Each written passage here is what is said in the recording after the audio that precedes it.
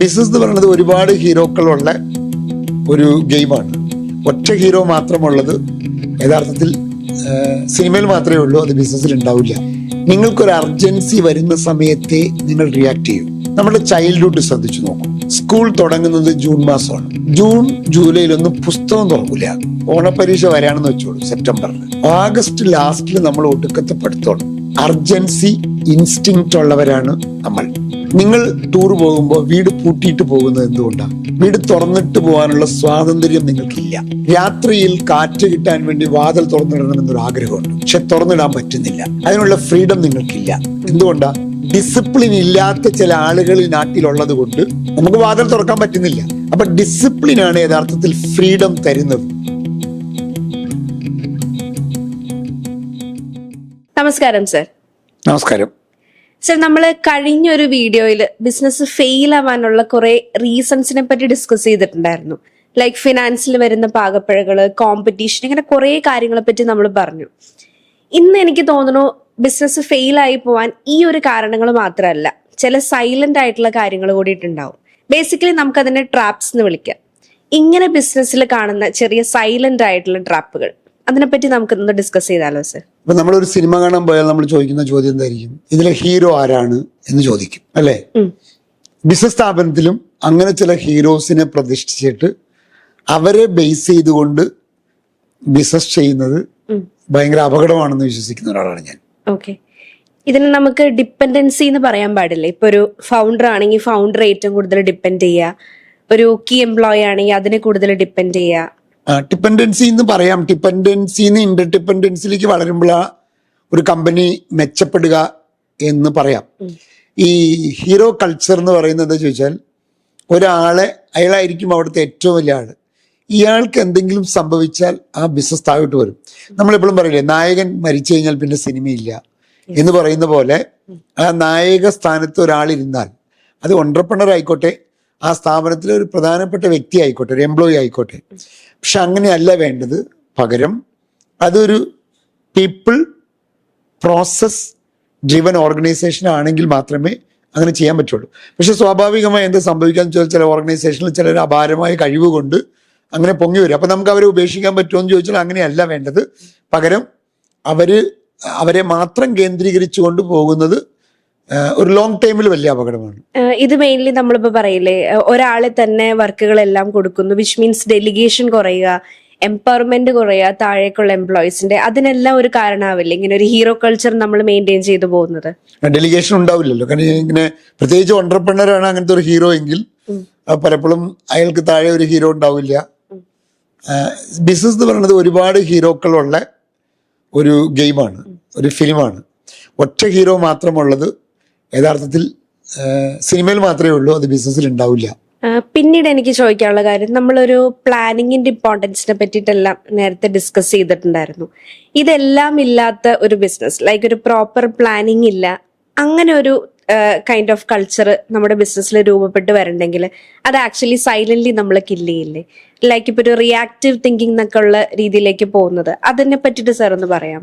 ഉദ്ദേശിക്കുന്നത് അത്യാവശ്യം വരുമ്പോ പെട്ടെന്ന് ചെയ്യുക എന്നതാണ്. അതായത് ഉദാഹരണം, ശമ്പളം കൊടുക്കാൻ പൈസ ഇല്ല, ആ സമയത്ത് കളക്ഷന് വേണ്ടി ഓടി കിടക്കുക, അങ്ങനത്തെ കാര്യങ്ങൾ ഉദ്ദേശിക്കുന്നത്.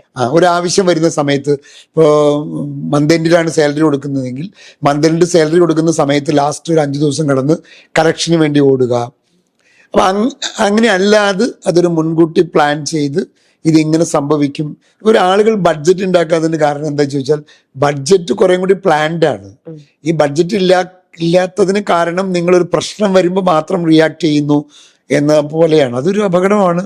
നമ്മൾ കഴിഞ്ഞ തവണ പറഞ്ഞതെന്ന് എൻ്റെ ഓർമ്മ, no planning is the planning to fail എന്ന് പറയുന്ന പോലെ ബിസിനസ്സിൽ വളരെ പ്രധാനപ്പെട്ടതാണ്. കാരണം പ്ലാനിങ് ഉണ്ടെങ്കിലേ നമുക്ക് റിസോഴ്സുകളെ എഫക്റ്റീവായിട്ട് ഉപയോഗിക്കാൻ പറ്റുള്ളൂ എന്നാണ്. ഞാൻ ഒരു ലളിതമായ ഉദാഹരണം പറയാം. നമ്മൾ എറണാകുളത്ത് നിൽക്കുന്നു, നമുക്ക് ചെന്നൈക്ക് പോകണം. അപ്പൊ എറണാകുളത്ത് നിൽക്കുന്നു തീരുമാനിച്ചു, ചെന്നൈക്ക് പോകണം തീരുമാനിച്ചു, ചെന്നൈക്ക് എന്തിനാ പോകണമെന്ന് തീരുമാനിച്ചു. ഇനി എറണാകുളത്ത് നിന്ന് ചെന്നൈക്ക് പോകാനുള്ളൊരു പ്ലാനിങ് ഉണ്ടാക്കുമ്പോഴാണ് എത്ര പൈസ വേണം പോവാൻ, ആരൊക്കെയാണ് ആ പോകുന്നതിൽ കൂടെ കൊണ്ടുപോകേണ്ടത്, ആരൊക്കെയാണ് ടിക്കറ്റ് എടുക്കേണ്ടത്, ഇങ്ങനത്തെ കുറേ കാര്യങ്ങൾ ഡീറ്റെയിൽ ആയിട്ട് വരുന്നത് ആ പ്ലാനിങ് വരുമ്പോഴാണ്. അത് ചെയ്തില്ലെങ്കിൽ നമ്മൾ എപ്പോൾ ചെന്നൈയിലെത്തും, ചെന്നൈയിൽ എങ്ങനെ പോകും, ഒരു ധാരണയില്ലാതെ എറണാകുളത്ത് നിന്ന് കണ്ട വണ്ടിയിലൊക്കെ കയറി അത് എവിടെയെങ്കിലും പോയി, ചിലപ്പോൾ ആ വണ്ടി ആലപ്പുഴ പോണ വണ്ടിയായിരിക്കും, ചെന്നൈക്ക് പോകാൻ ആലപ്പുഴ വഴി പോകേണ്ട ആവശ്യമില്ല. അപ്പോൾ ഇങ്ങനത്തെ പ്രശ്നങ്ങൾ പറ്റാതിരിക്കണമെങ്കിൽ നിങ്ങൾ കുറേയും കൂടി പ്ലാൻഡ് ആയിട്ട് ഒരു കാര്യം ചെയ്യേണ്ടതാണ് വേണ്ടത്. ഇതിപ്പോ നമ്മുടെ സ്ഥാപനത്തിൽ 1-2 തവണ നടക്കുകയാണെങ്കിൽ കുഴപ്പമില്ലായിരിക്കും. മീൻസ് ഇപ്പൊ ഒരു അർജൻസി വരുന്ന ടൈമിൽ മാത്രം നമ്മൾ റിയാക്ട് ചെയ്യുക. ഇതൊരു കൾച്ചറായിട്ട് മാറുന്ന ഒരു കാര്യം. ലൈക്ക് എമർജൻസീസ് വരുമ്പോൾ മാത്രം ആ ഒരു കമ്പനിയിൽ എംപ്ലോയീസ് റിയാക്ട് ചെയ്യുന്നു. ഇതൊരു കൾച്ചറായിട്ട് മാറുന്നതും ഭയങ്കര ഇഷ്യൂ അല്ലേ? ഇത് എന്തുകൊണ്ടെന്ന് ചോദിച്ചാലേ, human beings basically urgency instinct ഉള്ളവരാണ്. നിങ്ങൾക്കൊരു അർജൻസി വരുന്ന സമയത്തെ നിങ്ങൾ റിയാക്ട് ചെയ്യൂ. നമ്മുടെ ചൈൽഡ്ഹുഡ് ശ്രദ്ധിച്ചു നോക്കൂ. സ്കൂൾ തുടങ്ങുന്നത് ജൂൺ മാസമാണ്. ജൂൺ ജൂലൈയിലൊന്നും പുസ്തകം തുറക്കില്ല. ഓണപ്പരീക്ഷ വരാണെന്ന് വെച്ചോളൂ സെപ്റ്റംബറിൽ. ഓഗസ്റ്റ് ലാസ്റ്റിൽ നമ്മൾ ഒടുക്കത്തെ പഠിത്തമാണ്. അർജൻസി ഇൻസ്റ്റിങ്ക്റ്റ് ഉള്ളവരാണ് നമ്മൾ. നമുക്ക് എപ്പോഴാണോ ഒരു ഇഷ്യൂ വരുന്നത് ആ സമയത്തെ നമ്മൾ ആക്ട് ചെയ്യും.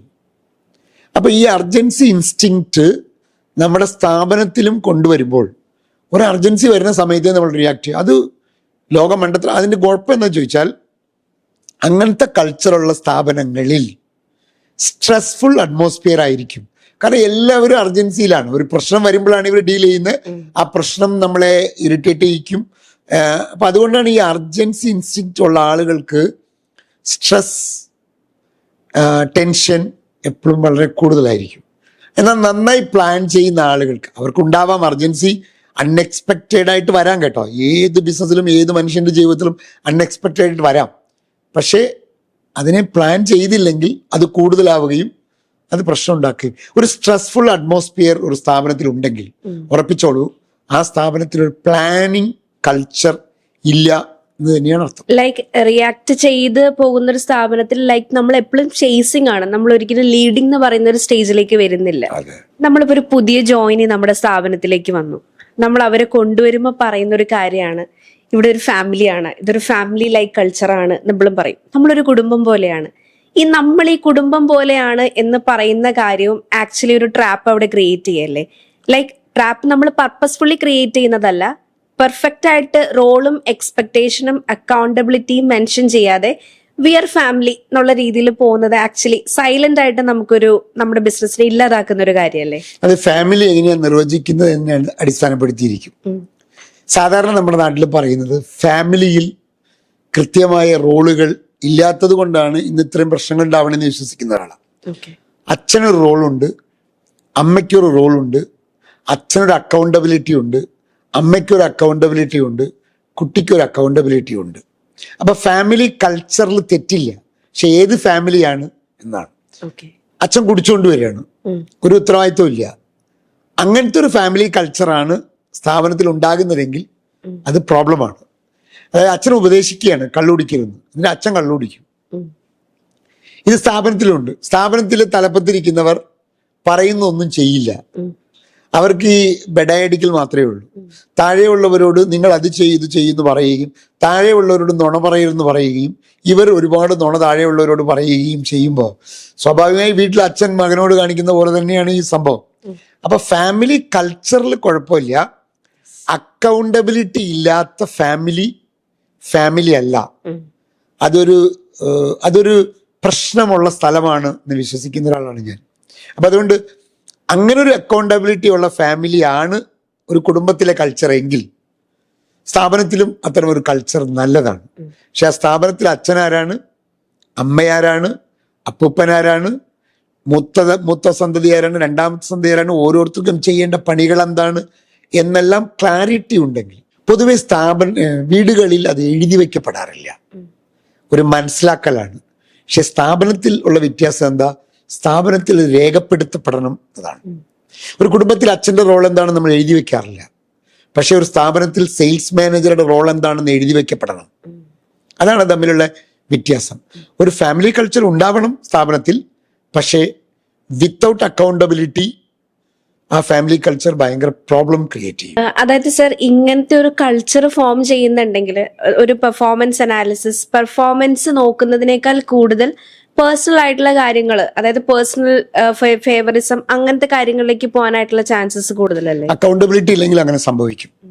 അതായത് ഒരാളുടെ റോൾ നിർവചിക്കുകയും ആ റോളിന്റെ ഓണർഷിപ്പ് ഇന്നാൾക്കാണെന്ന് അയാളെ ധരിപ്പിക്കുകയും ചെയ്തിട്ട് അതിനെ മെഷർ ചെയ്തില്ലെങ്കിൽ സ്വാഭാവികമായി ഫേവറിറ്റിസം ഒക്കെ വരും. നമുക്ക് വേണ്ടപ്പെട്ട ആളുകളോട് നമുക്ക് കൂടുതൽ ഇൻക്രിമെന്റ്, പലപ്പോഴും പല സ്ഥാപനങ്ങളിൽ ഇൻക്രിമെന്റും പ്രൊമോഷൻ കൊടുക്കുന്നത് എങ്ങനെയാണ്? പ്യൂർലി ബേസ്ഡ് ഓൺ ദ ഇഷ്ടങ്ങൾ.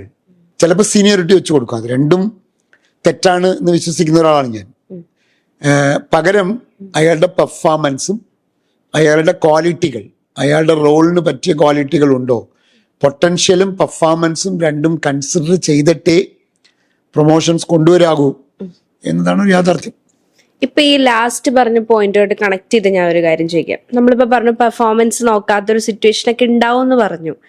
ഡാറ്റ നോക്കാതെ പോകുന്നതും സൈലന്റ് ആയിട്ട് നമ്മുടെ ബിസിനസ്സിനെ നമ്മൾ തന്നെ ഇല്ലാതാക്കുന്ന ഒരു കാര്യമല്ലേ സർ? പല ഇപ്പൊ നമ്മുടെ സ്പേസിന്റെ മീറ്റിങ്ങുകളിലാണെങ്കിലും സർ എപ്പോഴും പറയുന്ന ഒരു കാര്യമാണ് ഓൺടർപ്രണേഴ്സിന്റെ അടുത്ത്, നിങ്ങളുടെ കയ്യിൽ ഡാറ്റ ഉണ്ടായിരിക്കണം, നിങ്ങൾ ഡാറ്റ വെച്ചിട്ട് മാത്രമാണ് സംസാരിക്കാനായിട്ട് പാടുള്ളൂ എന്ന്.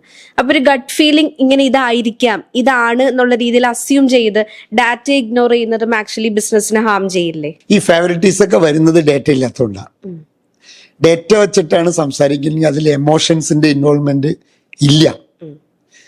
ഞാൻ എപ്പോഴും പറയുന്ന പോലെ 2ഉം 3ഉം കൂട്ടിയാൽ 5 എന്നത് നിങ്ങൾ ഏത് വികാരാവസ്ഥയിലും ശരിയാണ്. അപ്പം അതുകൊണ്ട് ഒരാളെ അയാളുടെ വർക്കിനെ, അയാളുടെ പെർഫോമൻസിനെ മെഷർ ചെയ്യുകയും അതിനെ കൃത്യമായി നമ്പറുകളാക്കുകയും ചെയ്താൽ ആ എമോഷൻസിനെ നമുക്ക് ഓവർകം ചെയ്യാൻ കഴിയും. അത് സാമ്പത്തിക കാര്യങ്ങളിലും അങ്ങനെ തന്നെയാണ്. അതുകൊണ്ടാണ് ഇതിന് KPI ഒക്കെ നമ്മൾ പറയുമ്പോൾ പറയും KPI ഒന്നില്ലെങ്കിൽ നമ്പർ ആയിരിക്കണം അല്ലെങ്കിൽ പെർസെൻറ്റേജ് ആയിരിക്കണം എന്ന് ഉറപ്പിച്ച് പറയാൻ കാരണം നമ്പറുകളിലും പെർസെൻറ്റേജുകളിലും ആ വ്യത്യാസം നമുക്ക് കാണിക്കാൻ കഴിയില്ല. അപ്പം അതുകൊണ്ട് ഡേറ്റ എന്നത് വളരെ വളരെ വളരെ അനിവാര്യമാണ്. ഇൻഫോംഡ് ഡിസിഷൻ മേക്കിംഗ് എന്നാണ് അതിനെ പറയുക. അതായത് എനിക്ക് തോന്നിയത് കൊണ്ട് ഞാൻ തീരുമാനമെടുത്തു. നിങ്ങൾ എന്താണ് ഇദ്ദേഹത്തിനെ പ്രൊമോട്ട് ചെയ്തത്? അയാൾ നല്ല ആളാണ്, അയാൾ മിടുക്കനാണ്, അതുകൊണ്ടാണ് പ്രൊമോട്ട് ചെയ്തത്. ഇതല്ല ഉത്തരം. ഈ ഉത്തരത്തിന് നിങ്ങൾക്ക് തോന്നലാണത്. നിങ്ങൾ അയാൾ നല്ല ആളാണ് അല്ലെങ്കിൽ അയാൾ മിടുക്കനാണ് എന്ന് പറഞ്ഞത് എന്തിൻ്റെ അടിസ്ഥാനത്തിലാണ്? കഴിഞ്ഞ 3 മാസത്തിൽ അയാളുടെ KPI ഇതായിരുന്നു, ടാർഗറ്റ് ഇതായിരുന്നു, അയാൾ അച്ചീവ് ചെയ്തായിരുന്നു, അതിൻ്റെ പെർസെൻറ്റേജ് ഇത്രയായിരുന്നു, ഞാൻ വെയിറ്റേജ് കൊടുത്തതുപോലെ അദ്ദേഹം ചെയ്തു, അദ്ദേഹത്തിന് റിട്ടേൺ ഇതായിരുന്നു. ഇങ്ങനെ ഡേറ്റ വെച്ചിട്ടാണ് നിങ്ങളിത് പറയുന്നതെങ്കിൽ നമുക്കതിന് ശരിയെന്ന് പറയാൻ പറ്റും. പക്ഷേ നമ്മുടെ സ്ഥാപനങ്ങളിൽ ഡേറ്റകൾ എടുക്കപ്പെടുന്നേയില്ല എന്നതാണ് വളരെ ഏറ്റവും വേദനാജനകമായ ഒരു കാര്യം. പറയാം, ഈസിലി അവൈലബിൾ ആയ ഡേറ്റ ഫിനാൻഷ്യൽ ഡേറ്റയാണ്. ആ ഫിനാൻഷ്യൽ ഡേറ്റ പോലും എടുക്കാത്ത ഓൺട്രപ്രണേഴ്സ് ഉണ്ട്. ഇത്ര വലിയ ട്രാജഡിയാണെന്നറിയോ? അപ്പൊ ഫിനാൻഷ്യൽ ഡേറ്റ എടുക്കണം, പെർഫോമൻസുമായി ബന്ധപ്പെട്ട ഡേറ്റ എടുക്കണം. ഇത്തരം ഡേറ്റകളെ ബേസ് ചെയ്തുകൊണ്ട് മാത്രമേ തീരുമാനമെടുക്കാവൂ. ഇവിടേക്കാണല്ലോ നമ്മൾ ഈ ഡാഷ്ബോർഡ് പോലത്തുള്ള കാര്യങ്ങളുടെ ഇമ്പോർട്ടൻസ് വരുന്നത്. ലൈക്ക് സാർ എപ്പോഴും പറയുന്ന കാര്യമാണ്, ഓരോ ഡിപ്പാർട്ട്മെന്റിനും ഓരോ ഡാഷ്ബോർഡുകൾ ഉണ്ടായിരിക്കണം. ഇപ്പൊ സെയിൽസിലാണെങ്കിലും സോഷ്യൽ മീഡിയയിലാണെങ്കിലും എന്തൊക്കെ കാര്യങ്ങൾ അവരെ അറ്റ് എ ഗ്ലാൻസ് നടന്നു എന്നുള്ളത് ബേസ്ഡ് ഓൺ ഡാറ്റ പറയാൻ ഡാഷ്ബോർഡുകൾ നമ്മളെ ഹെൽപ്ഫുൾ ആയിരിക്കും. ലൈക്ക് നമ്മളിപ്പോ സ്പേസിലൊക്കെ ചെയ്യുന്ന പോലെ.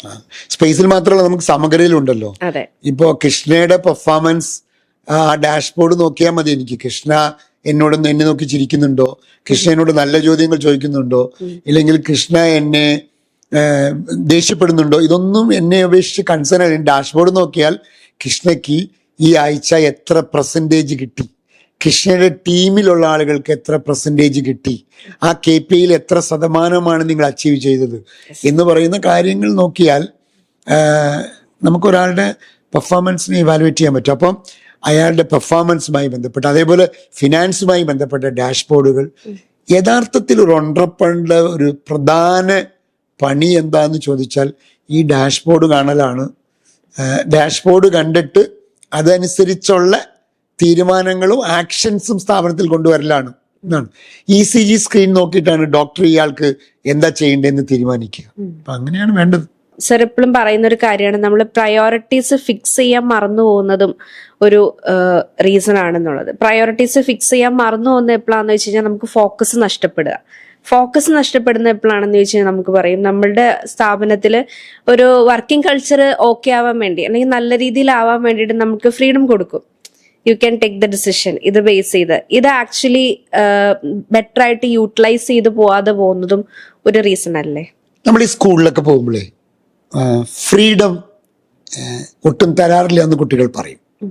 ഇവിടെ ഭയങ്കര ഡിസിപ്ലിൻ ആണ് സാധനം, ഫ്രീഡം ഇല്ല എന്ന് പറയും. അപ്പം ഞാൻ പറയും ഡിസിപ്ലിനും ഫ്രീഡവും തമ്മിൽ ഭയങ്കര ബന്ധമുണ്ട്. ഡിസിപ്ലിൻ ഉള്ള സ്ഥലത്ത് മാത്രമേ ഫ്രീഡം ഉണ്ടാകൂ. നിങ്ങൾ ടൂർ പോകുമ്പോൾ വീട് പൂട്ടിയിട്ട് പോകുന്നത് എന്തുകൊണ്ടാണ്? വീട് തുറന്നിട്ട് പോകാനുള്ള സ്വാതന്ത്ര്യം നിങ്ങൾക്കില്ല. രാത്രിയിൽ കാറ്റ് കിട്ടാൻ വേണ്ടി വാതിൽ തുറന്നിടണമെന്നൊരു ആഗ്രഹമുണ്ട്, പക്ഷെ തുറന്നിടാൻ പറ്റുന്നില്ല. അതിനുള്ള ഫ്രീഡം നിങ്ങൾക്കില്ല. എന്തുകൊണ്ടാ? ഡിസിപ്ലിൻ ഇല്ലാത്ത ചില ആളുകൾ ഈ നാട്ടിലുള്ളത് കൊണ്ട് നമുക്ക് വാതിൽ തുറക്കാൻ പറ്റുന്നില്ല.